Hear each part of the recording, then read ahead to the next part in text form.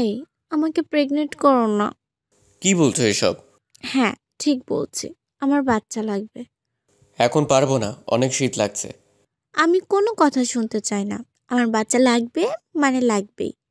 তুমি বুঝতে পারছো না কেন? এই শীতে আমি ওসব করতে পারবো না। আমি কিন্তু মাকে বলে দেব আপনার ছেলে বিয়ে করেছে, কিন্তু আমাকে বাচ্চা দিচ্ছে না।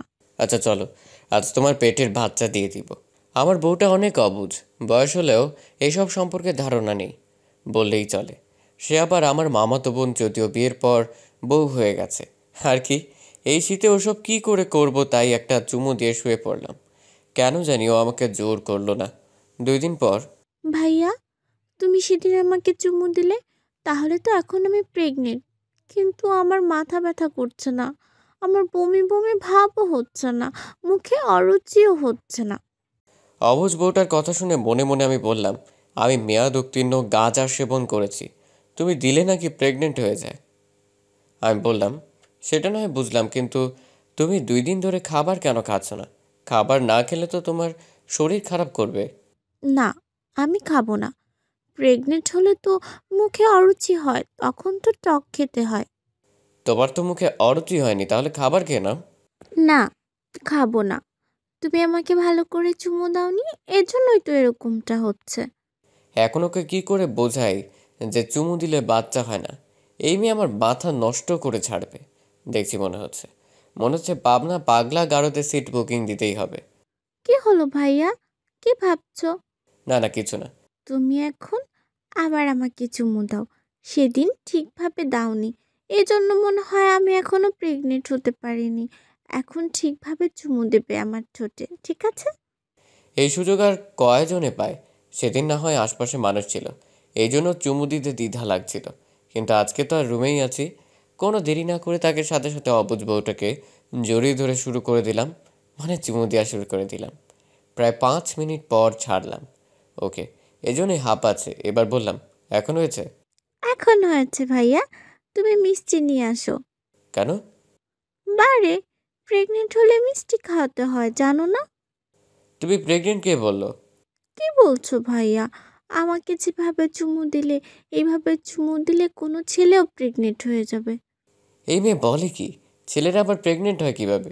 এই মেয়ে তো নিশ্চিত গাঁজা সেবন করেছে। মনে হচ্ছে মাথায় গাঁজার পিনিক মনে হয় বেশি হয়ে গেছে। কি হলো ভাইয়া, যাও মিষ্টি নিয়ে আসো। আমি গিয়ে ফুপিকে বলে আসি যে আমি প্রেগনেন্ট হয়ে গেছি। ওর হাত ধরে টেনে নিয়ে দেয়ালের সাথে চেপে ধরে বললাম, খবরদার আম্মুকে কিছু বলবা না। কেন ভাইয়া? ফুপিকে বললে কি হবে? আমি যে তোমাকে কিস করেছি এটা আম্মুকে বললে তুমি লজ্জা পাবে না? না, এখানে আবার কিসের লজ্জা? আগেও তো বলেছি, তুমি যখন আমাকে চুমু দিয়েছিলে তখন। হ্যাঁ, এই জন্যই তো 1 সপ্তাহ আম্মুর সামনে যেতে পারি না। কেন? তুমি যদি বুঝতা তাহলে কি আর পানির মতো থাকো? হয়েছে এবার, আমার হাত ছাড়ো, আমি ব্যথা পাচ্ছি। হাত ছাড়ার সাথে সাথে আমাকে ধাক্কাতে ধাক্কাতে ঘর থেকে বের করে দিয়ে বলল, যাও মিষ্টি নিয়ে আসো, আর আমি ফুপিকে খুশির খবর বলে আসি, হ্যাঁ? কপাল আমার, কেমন বউর সাথে বিয়ে দিল। আম্মু আমার জীবনটা তেনা তেনা করে দিচ্ছে। এই মেয়ে কোনো উপায় নাকি?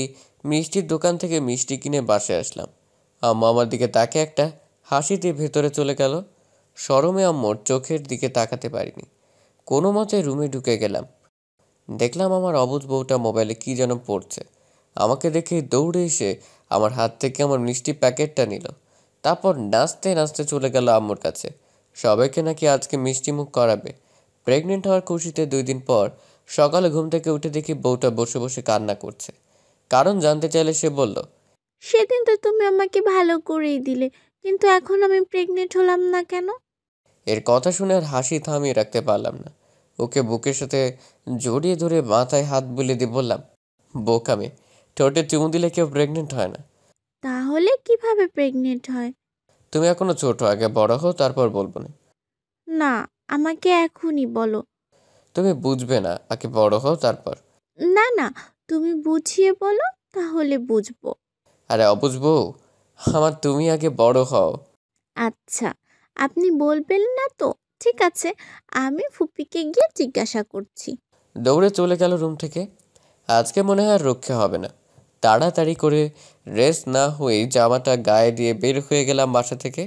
আম্মু, সামনে আসা যাবে না, আপাতত বাসা থেকে পালাই।